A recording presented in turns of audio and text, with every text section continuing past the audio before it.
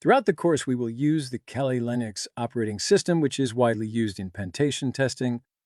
And Kali Linux is an open-source Linux distribution based on Debian. It comes installed in many hacking programs used in penetration tests. Therefore, it is widely used. We can install Kali Linux distribution on our host computer in several different ways. One of these methods is installation with ISO file. Opens your favorite web browser. From your favorite web browser, type Kali Linux in the search engine. The official website of Kali Linux is at the top of the results. Click here to download it. This screen lists the different ISO installation images available for Kali Linux. Each of these is released in 32-bit and 64-bit. Kali Linux uses the GNOME desktop by default. Click on Kali Linux 64-bit at the top. Click the Save button to download the ISO image file to your computer.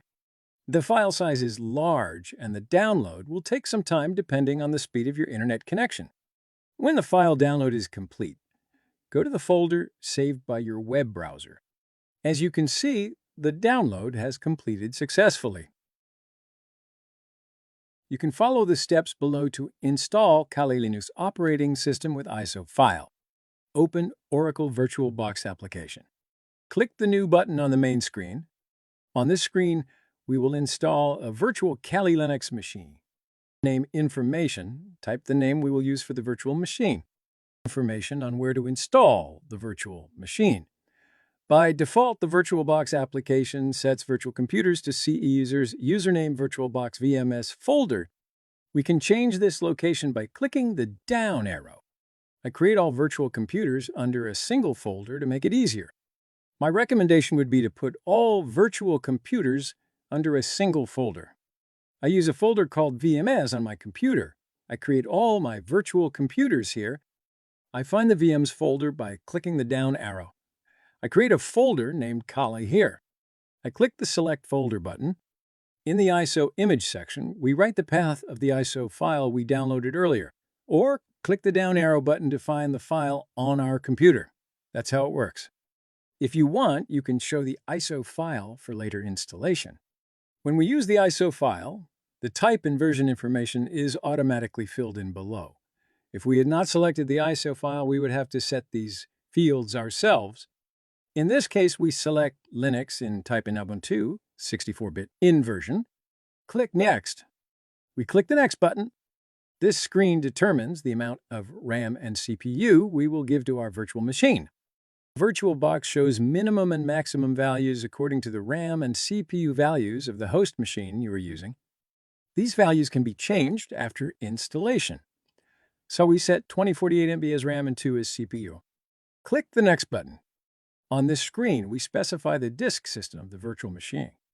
If we want to create a new virtual disk, click Create a Virtual Hard Disk. If we want to use a disk we've already created, click Use an existing virtual hard disk. We're going to create a new disk, so we click on the top option. We select 20 GB as the size. Click Next. On this screen, we will see the specific information about the virtual computer we are going to create. Click on the Finish button. When the creation process is complete, we can see the name of the virtual computer we created on the left side of the VirtualBox main screen. On the right side, we can see the properties of the virtual machine we created. We can change these properties by clicking the Settings button.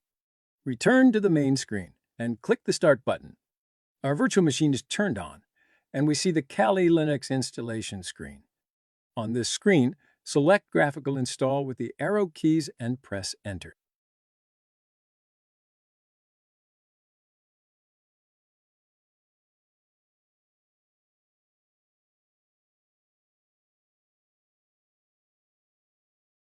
Select the language to be used.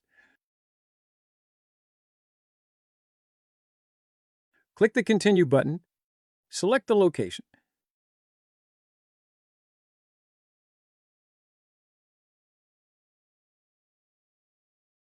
Click the Continue button.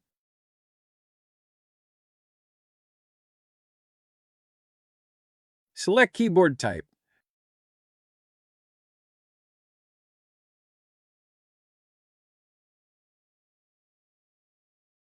Click Continue.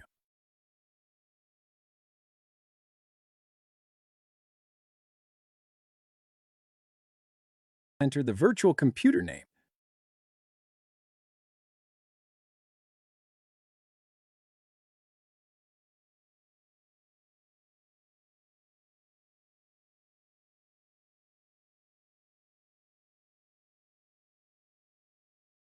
Click Continue.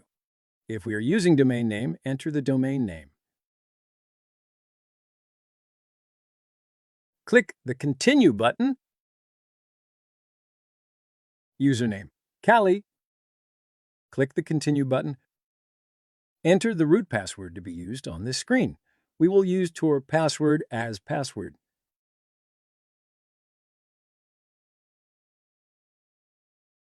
Click Continue button. Select the time zone that the virtual machine will use. Click Continue button. The disk system is detected by the installation. Click Continue on the incoming screen. Click Continue on the incoming screen. Click Continue on the incoming screen.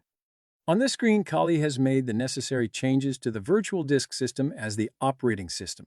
Click Continue. Click Yes to confirm the changes. Click Continue.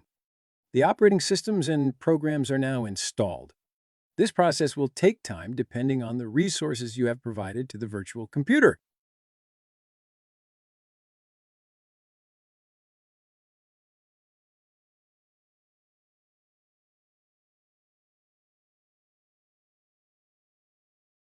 Click the Continue button.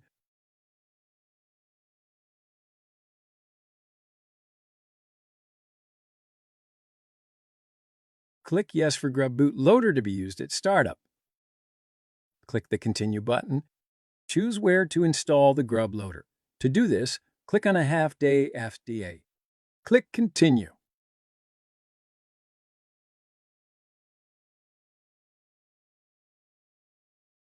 Click the Continue button. The installation is complete. The virtual computer boots up and the username and password screen appears. Username, Callie, and password, PASSW0RD.